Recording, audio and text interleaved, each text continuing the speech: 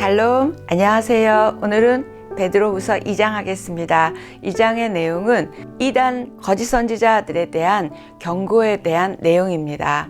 2장 1절에서 3절을 보면 거짓 예언자들이 일어났었던 것처럼 또 앞으로도 일어날 텐데 그 사람들은 주를 부인하고 또 임박한 멸망을 자초한다고 말하고 있습니다. 그 당시 이단들의 목표는 정통 교리에서 이탈하게 하는 것이었고요. 도덕적 탈선과 또 하나는 그리스도의 재림을 부인하게 하는 것이었습니다. 베드로는 이러한 이단의 실체와 그들의 죄와 또 그들에 대한 하나님의 심판의 확실성을 드러냄으로써 성도들이 올바른 신앙생활을 하도록 권면하고 있습니다. 그때나 지금이나 이단은 몇 가지 특징이 있는 것 같아요. 첫째, 잘못된 교리를 가르치고 있습니다. 두 번째는 또 이단은 어디에서든지 분열을 일으킵니다. 가정이든 교회든 사회를 분열을 일으킵니다. 또 오늘이라는 이 현실, 삶의 현실을 거부하게 만들죠. 놓아버리게 만듭니다. 또 네 번째는 고난이나 어려움으로 하나님에 대해서 약간 실망하거나 의심하고 있는 믿음이 흔들리는 자, 또 말씀에 확신이 없는 연약한 영혼들에게 접근해서 유혹합니다. 4절은 그래서 이렇게 말합니다. 하나님께서는 범죄한 천사들을 용서하지 않으시고, 이때 범죄한 천사들이라는 이단이겠죠. 지옥에 던져 심판 때까지 어두운 구덩이에 가두어 놓으셨다. 이렇게 4절은 말합니다. 그러면서 노아의 가족을 예를 들고 8명만 지켜주셨다고 말하고 있습니다. 이 말은 거짓 교사에게 임할 심판과 멸망을 베드로가 강하게 말하고 있습니다. 악인은 결말이 결정되어 있음을 보게 됩니다. 베드로의 초창기 우리 신약에서 알고 있는 그 불같은 성격이 이 거짓 교사들을 향해서 그들에게 아주 세게 이야기하고 있습니다. 한국 교회가 이 베드로의 말씀을 잘 새겨들었다면 지금처럼 이단이 많아지지는 않지 않았을까? 이 말씀을 준비하며 생각했습니다. 7절입니다. 의인 롯은 구해냈습니다. 주께서는 경건한 사람들을 시험에서 구해내시고 불의한 사람들은 심판날까지 형벌 아래 가두십니다. 이 말은 이단들, 거짓 선지자들을 형벌 아래 둘 텐데 이때 의인 롯은 구해냈다. 의인이라는 단어를 붙였어요. 이 말은 뭐냐면 롯이 그렇게 믿음이 좋았거나 그런 사람이 아니었죠. 소돔과 고모라 성을 선택할 만큼 좀 이기적인 사람이었고 또 불 가운데서 구원받은 후에도 두 딸과 동침해서 자손을 얻은 그런 성숙한 믿음의 사람은 아니었지만 하나님을 믿었습니다. 그래서 롯은 소돔과 고모라의 죄성을 날마다 보고 살고 있었을 거 아니에요. 그때 오늘 베드로후서 말씀에서는 영혼의 상처를 입었다고 표현합니다. 그때 마음이 상하고 영이 고통스러워했을 것을 하나님은 의인이라고 얘기해주고 있습니다. 그래서 그를 의롭다 여기시고 구원의 은총을 베풀어 주셨기 때문에 지금 이렇게 말하고 있습니다. 12절은 이들은 이성 없는 짐승 같다 그랬어요. 이들은 거짓 선지자겠죠.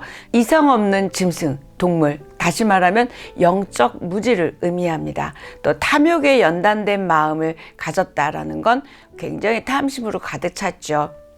그래서 그들은 저주받은 자식이다. 결국 멸망할 것이다 라고 이야기하면서 멸망할 거다 얘기를 12절, 17절, 19절에서 반복적으로 말하고 있습니다. 거짓 선지자들은 또한 어떤 사람들이냐면 부올의 아들 발람의 길을 따라가는 사람들이라고 말하고 있습니다. 이 발람 이야기는 민수기 22장부터 24장까지 나오는 사건인데 한번 읽어보십시오. 발람은 모압 왕 발락으로부터 이스라엘을 저주해달라고 요청을 받았으나 하나님이 두려워서 이스라엘을 저주하지는 못했습니다. 그런데 발락이 엄청난 재물로 주니까 뇌물이죠. 눈이 어두워져서 불의의 삭슬 쫓아가서 그 이스라엘 남자들이 음행을 하게 해서 죄를 짓게 만듭니다. 탐욕을 쫓아간 이 발람의 길을 따르지 않고 오직 하나님의 말씀만 따르는 우리가 되어야 할 것입니다. 17절 18절에 보면 이들은 물 없는 샘이요 폭풍에 밀려가는 안개 같고 육체의 정욕 또는 음란으로 유혹하고 있고 자유를 준다고 약속하지만 멸망의 종들이다 이야기합니다. 안개 잡으려고 해도 안 잡히듯이 이들 끝은 그렇게 사라질 것이다. 또 물 없는 샘에 물이 없으면 아무것도 아니죠. 이들은 결국 그렇게 될 것이라고 말합니다. 그리고 우리한테 자유를 준다고요? 아니죠. 우리를 자유케 하시는 분은 오직 예수 그리스도이십니다. 아멘.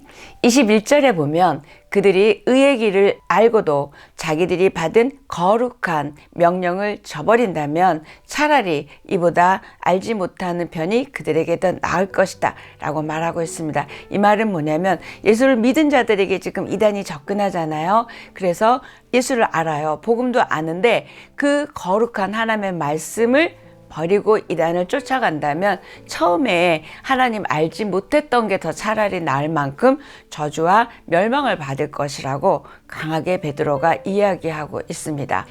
의의 길을 알고도, 다시 말해서 복음을 알고도, 말씀을 알고도 이 길을, 진리를 떠나지 않는 우리여야 할 것입니다. 베드로는 거짓 교사들에 대한 비난을 속담을 인용함으로 결론 짓고 있습니다. 마지막 절인데요. 그 속담이 뭐냐면 개는 자기가 토한 것을 도로 먹는다. 이 속담 우리 잠언에도 나오죠. 또 돼지는 씻었다가 도로 진창에서 뒹군다는 그 속담을 얘기를 하고 있습니다. 이 두 개의 속담의 공통점은 뭐냐면 나쁜 것에서 떠났다가 다시 나쁜 것으로 되돌아간다는 어리석고 미련한 짓을 비유적으로 설명하고 있습니다. 결국 복음을 믿고 이단에게 넘어갔다가 그렇게 하지 말라는 이야기를 속담으로 말하고 있고요. 베드로후서 2장을 하면서 마지막으로 이렇게 기도하고 싶습니다. 모든 거짓으로부터, 불의로부터, 거짓 진리로부터, 이단으로부터 우리를 지켜주시되 늘 분별력을 주시고 말씀에 깨어있어 하나님과 동행하는 믿음의 사람으로 살아갈 수 있도록 도와주십시오. 이렇게 기도하는 우리이고 싶습니다.